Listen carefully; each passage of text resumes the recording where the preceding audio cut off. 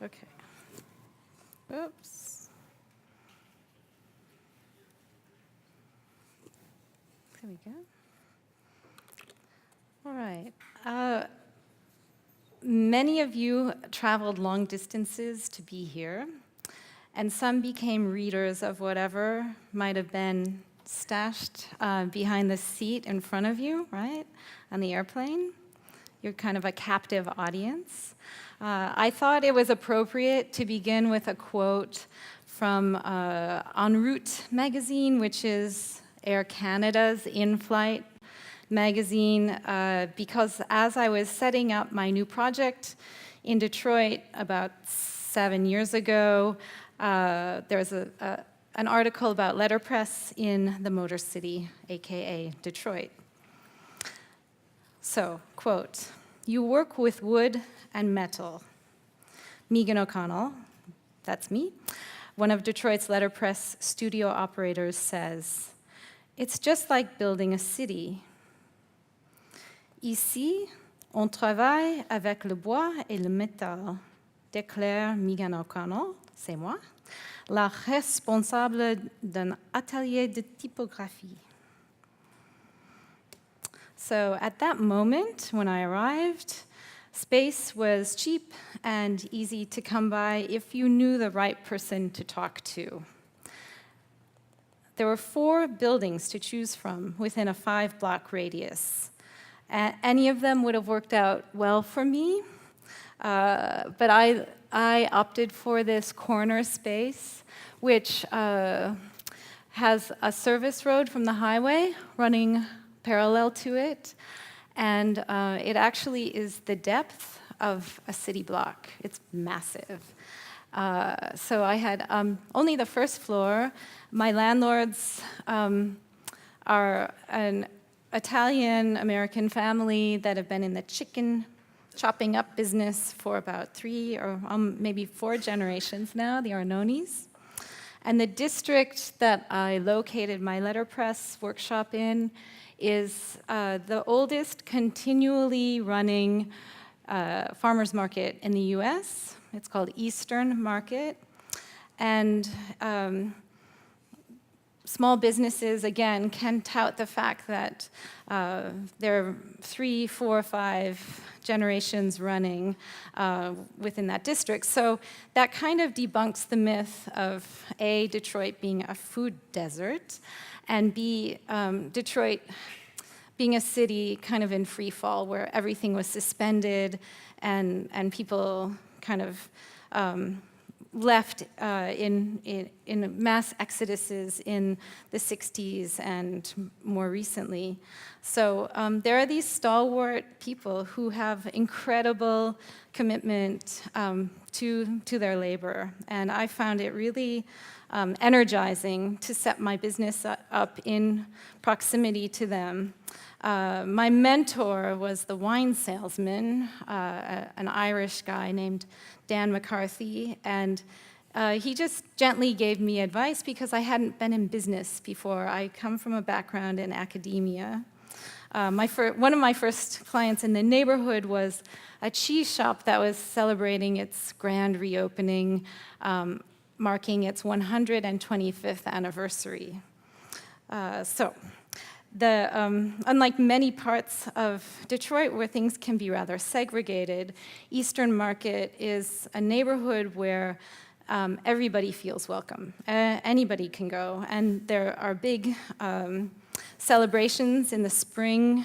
There's a flower day weekend that attracts like 40,000 people who go and buy starts, vegetable and flower starts every spring.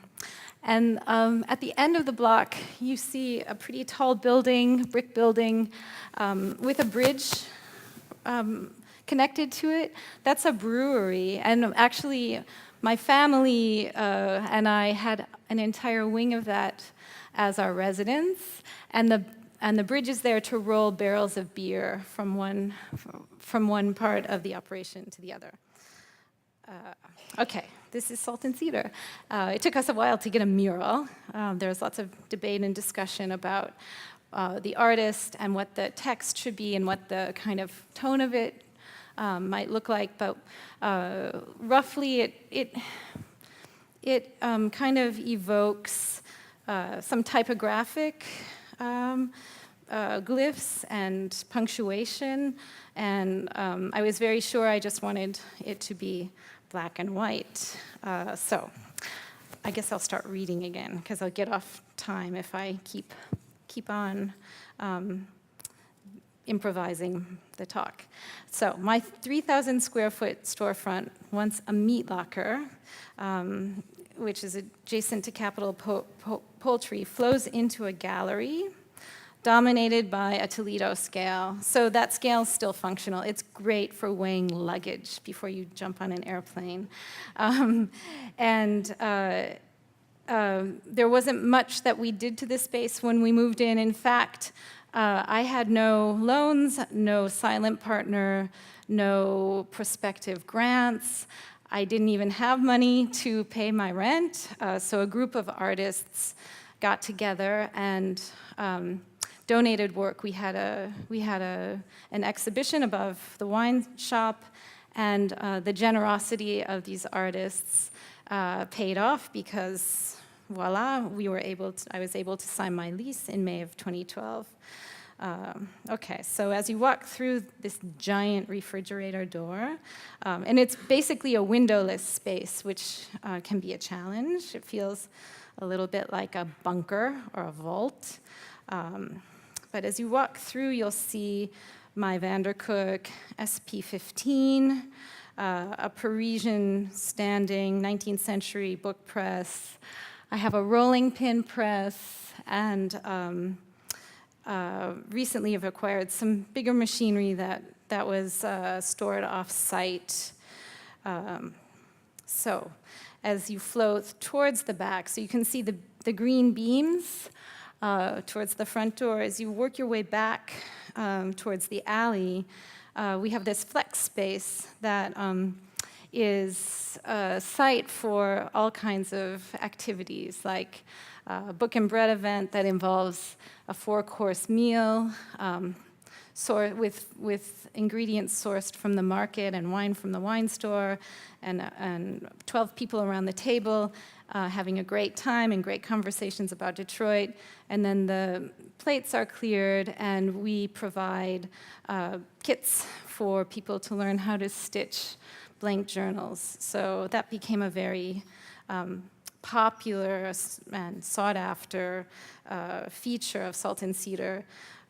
Also poetry readings. We partnered with Ugly Duck Press in Brooklyn, New York. Geoffrey Yankovic became visiting director in residence and scheduled a world-class poetry series. We've had musical performances and film showings. In fact, we premiered Sign Painters in Detroit.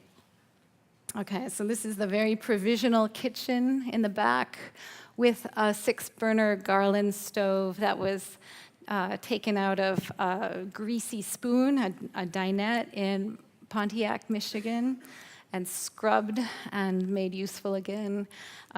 We installed a jail door.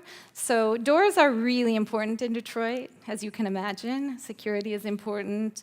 Even when I was recently moving some things out of the press, I leaned some galleys in near my plants in the front, and within minutes they were just gone. So security is a concern. But somehow, maybe because of the lack of light and ventilation, we just started keeping the front door propped open, and we locked the jail door at the back so nobody could get in, but air could flow through. And it was really significant not to feel like we needed to barricade ourselves in and be fearful of anything, but rather be very porous and kind of engage with whomever wanted to come in and see what was up. And in the course of 5 years in that space, there was never an incident, there was never a theft, there were no altercations whatsoever. So, Okay, as a crossroads and a meeting place, on social media, on Facebook, we call Salt and Cedar an embassy, which really rings true. It's become something of a mythic site and literally an imprint that continually produces new alliances and conversations with neighbors and visitors. This is just one example of an early event we had called Blonde Art Books. Sonel Breslev popped up, and I mean, look at this. Young people in the city loving these independent publications. So we generate lots of, senses of possibility, I guess, and it's really exciting to be on the ground floor and be available to people and be a resource.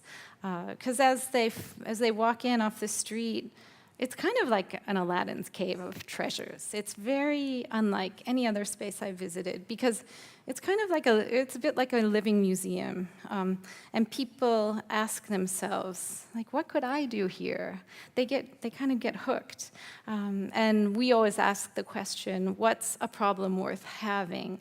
And it's a rhetorical question, I think. But living in a post-industrial, economically challenged city like Detroit, you really feel the weight of history and of racism and of people being deprived, water being shut off if one payment is missed. There's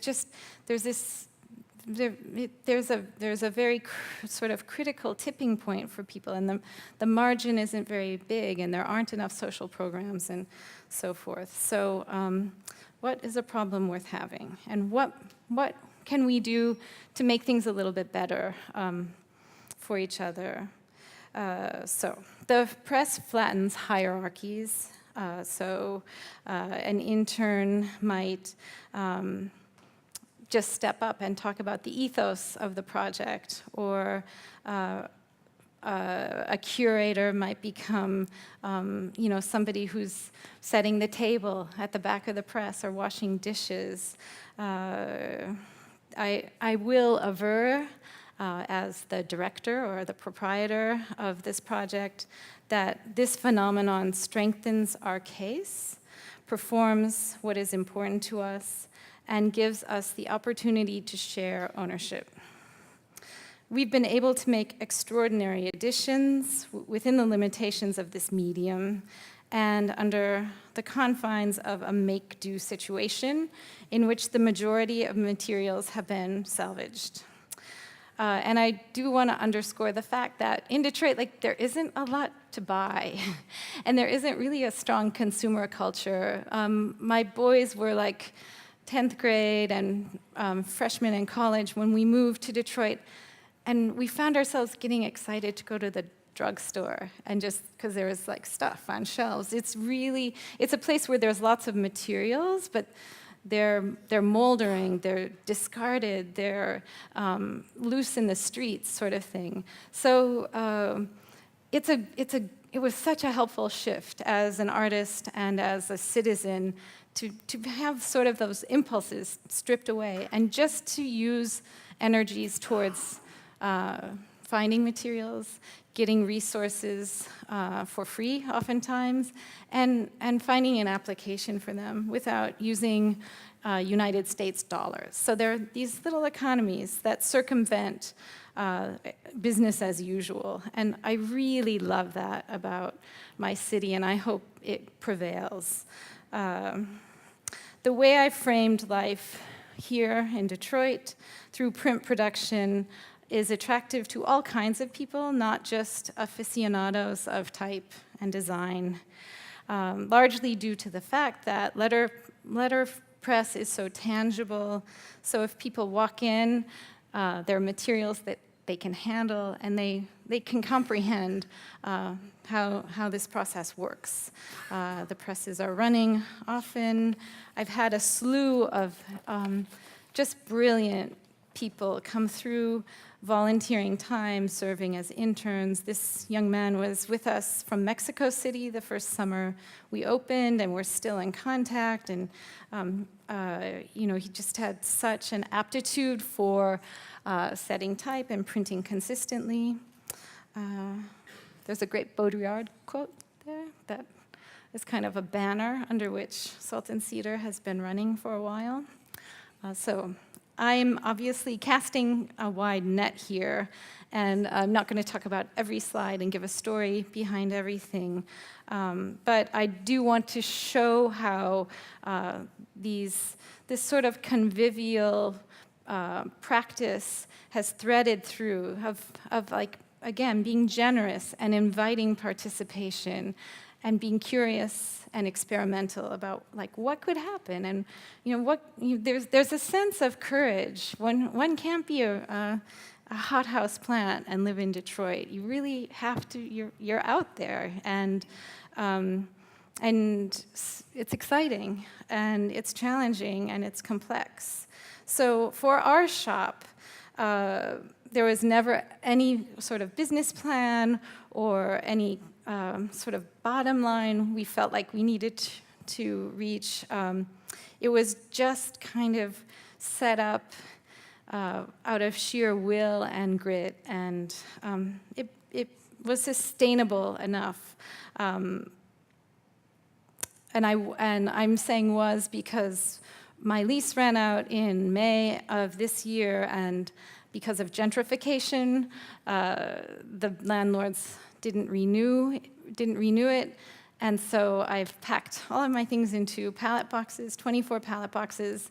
My presses are operating out of a warehouse not so far away, and it was a lot to mourn, but it feels good to be able to sort of retool everything. And it's also worth mentioning that in 2013, my teenage son and my then partner and I actually started living in our space, which wasn't anything we anticipated, but we had such a huge space, and we were always at the press, so we densified, and that became an interesting experiment in placemaking, having the public wander back through into what would be construed as personal space. Okay, I've got this kind of series of disaster images, or that was an art piece, obviously, this is real life. But these are just here as a kind of cue to remind us of the lack of infrastructure in the city.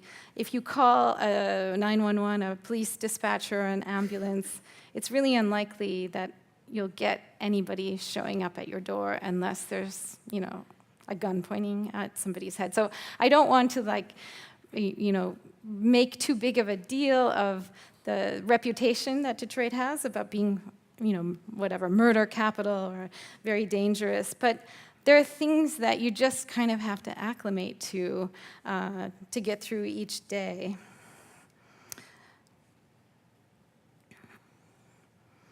Okay, back to work. We've had the pleasure of collaborating with some of our hero artists, designers, curators, and we really like to work with neighbors and just offer support and visibility to initiatives. We think of ourselves as a conduit in the city.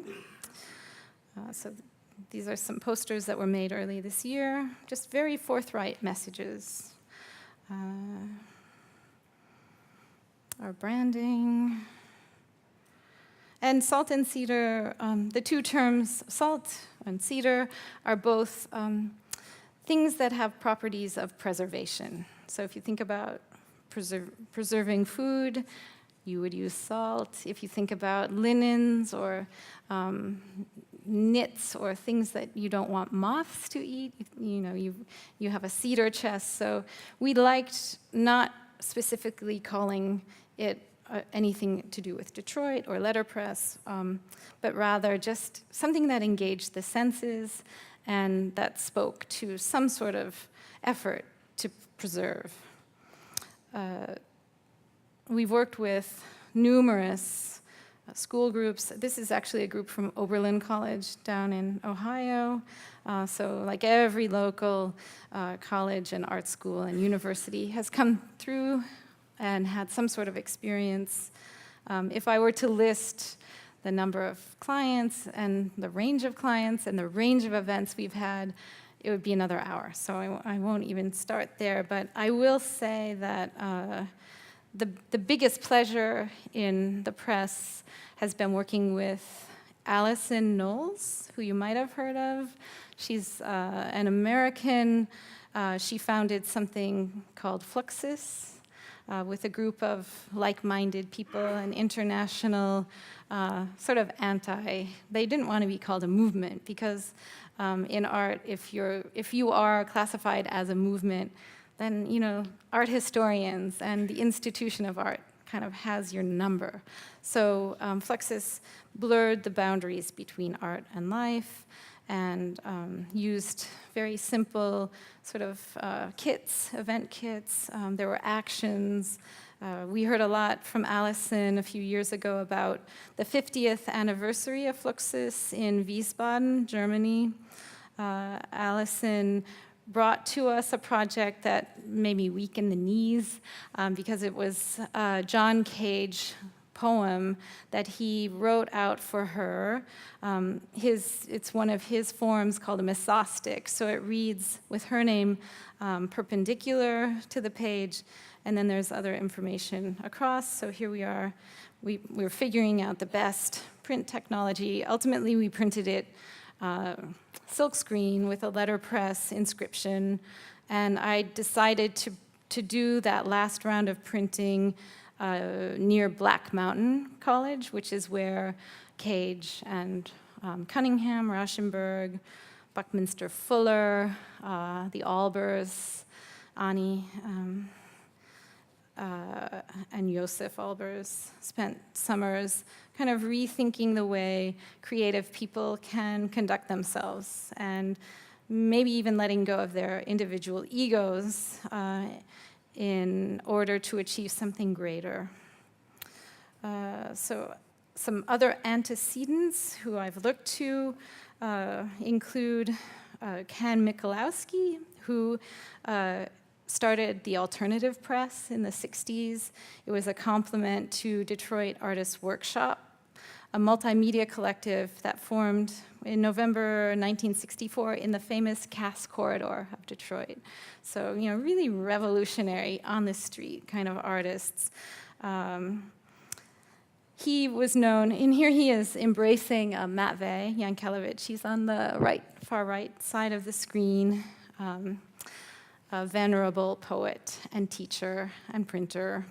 But he was known for just printing single-sided leaves, no books, or eventually some trade publications. But he would just bundle this printed matter, and it was, it's considered early mail art.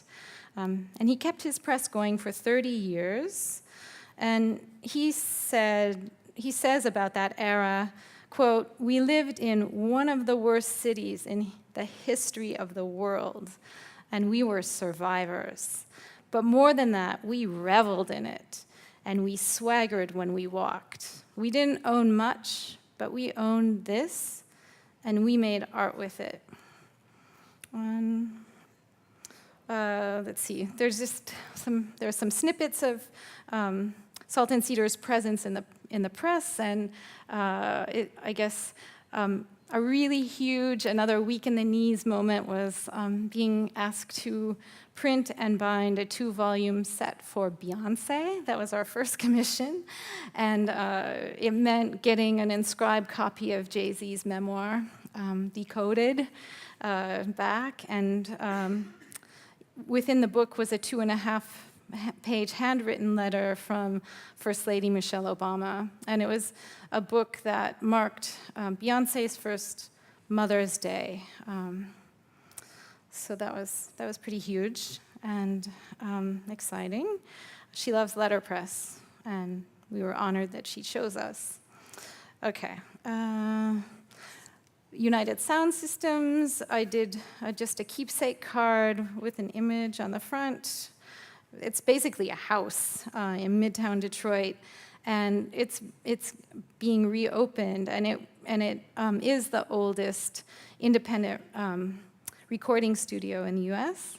And there's just kind of this sort of electricity sometimes in the air in Detroit. Like you can just sort of like think about something, and or somebody, and that person will walk in the door.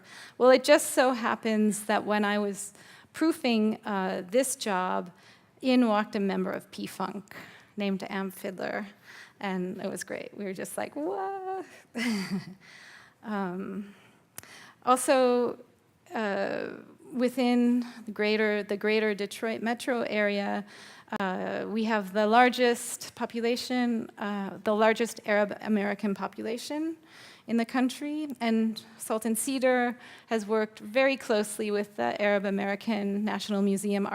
Our second exhibition was a show called Al-Mutanabi Street Starts Here, which was to kind of memorialize an area of Baghdad that was bombed intentionally. It was the booksellers' quarter, and it was letterpress printers from around the world who responded with broadsides.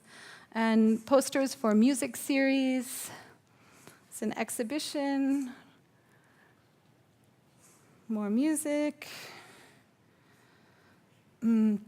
Another venue that we've worked really closely with is our neighbor Trinosof, which is a cafe by day and a music venue by night, and it's just sacrosanct to us. We are so kind of symbiotic with them. Okay, a couple of new acquisitions that I mentioned earlier. A Kluge press was donated to us, and we were able to save this from being scrapped at the 0 hour last January. Black Handle Heidelberg, which is running really beautifully. In fact, I'm not supposed to talk about what it is, but we've been printing for Jack White's label, Third Man Records. We just printed 7,000 7-inch sleeves for a heritage recording that's going to be coming out next month.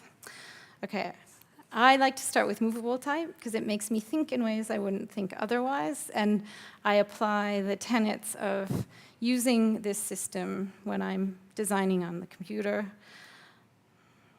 This is my computer, or it was, a Mac Mini, which was incredibly challenging. It's like I had to design a catalog for the Museum of Contemporary Art Detroit with a plethora of images, but I couldn't run 2 programs at once. So I guess one of the lessons for me is sort of this law of attrition. Like things keep getting taken away, but I actually am pushed into a place where the work gets really pure, and I have to solve the problem, and I can't, it just takes as long as it's going to take.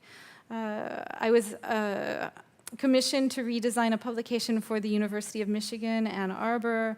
The Department of Comparative Literature was absorbing a publication called Absinthe, and I don't think Paul Shaw is here, but I was so excited to see his talk yesterday because the face I chose was Electra, and then I chose Belle for the titles, and Ksenia Samarskaya's Blesk for the masthead.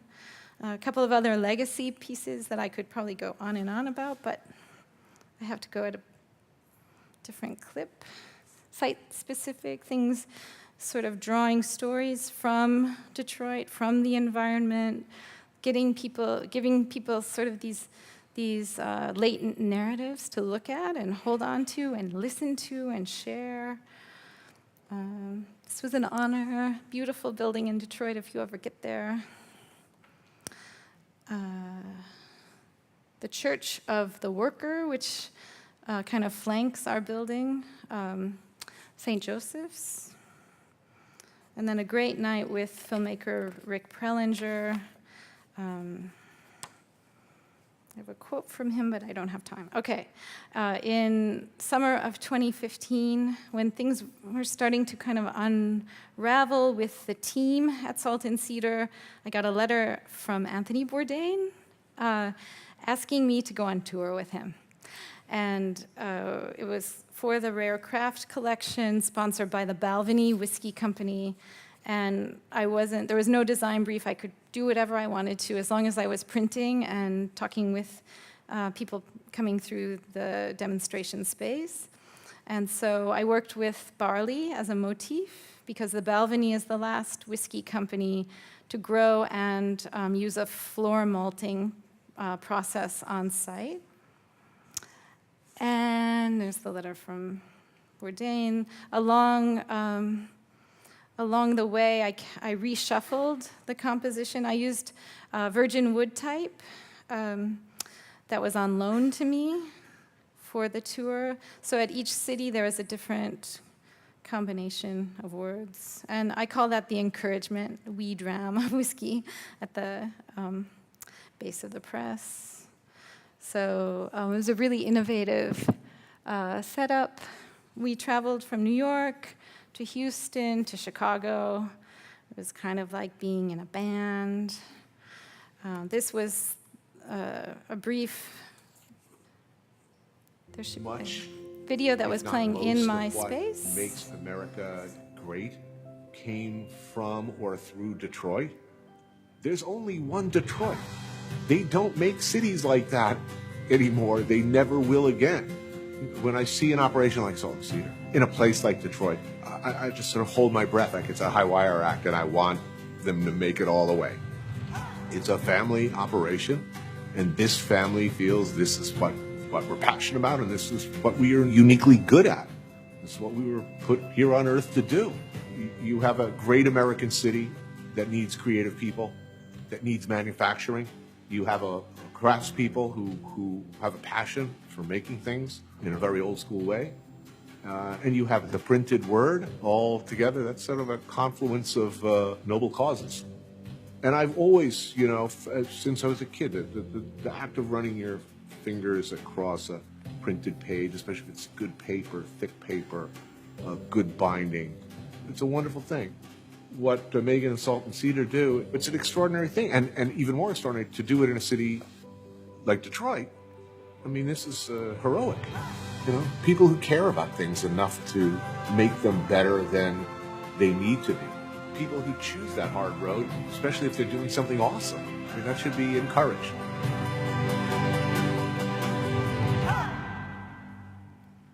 Right, so there are still trickles of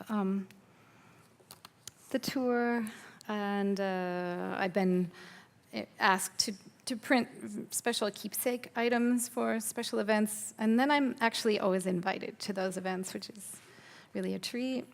Anthony Bourdain really liked my Pear Ubu posters, so that was gifted to him. And Martha Stewart and I printed together, which was a gas. She knows a lot about letterpress. Some of the keepsakes. And so I'm just going to go really fast. I know I've run over time a few minutes, but without really exerting any effort, we've had extraordinary press. This is the travel section of the New York Times. We've been in a Far magazine, Bust, Forbes, Time, Condé Nast Traveler, UK and US. But it's been a matter of focus being on Detroit right now, because it did reach this sort of zero, this ground zero, and things are starting to happen again. And the place where I'm putting my energies now is on collaborations and on considering all of these various options, maybe having keeping my Detroit base, but having something else happening over in Europe, sort of being able to have a kind of axis where I'm getting something that I can't get in Detroit, and bringing something back to the city to share with my colleagues. This is my right-hand man named 50. He's a muralist, and he's become a great printer and a lovely, lovely friend. And just a few more glimpses of the wildness of Salt and Cedar, our first anniversary. And in closing, I'm just going to say, a printing press, as a shaper of culture and dispatcher of narratives, continually reflects back on its context, even after the fact of its existence. Taking stock of this city is complex beyond measure. I'm still drawing conclusions. This site-sensitive project, in its zenith, conserved something, gave a ton away, gained creative equity, galvanized a community, cleaved relationships, grew relationships, and challenged codes. It continues to be restless and opportunistic.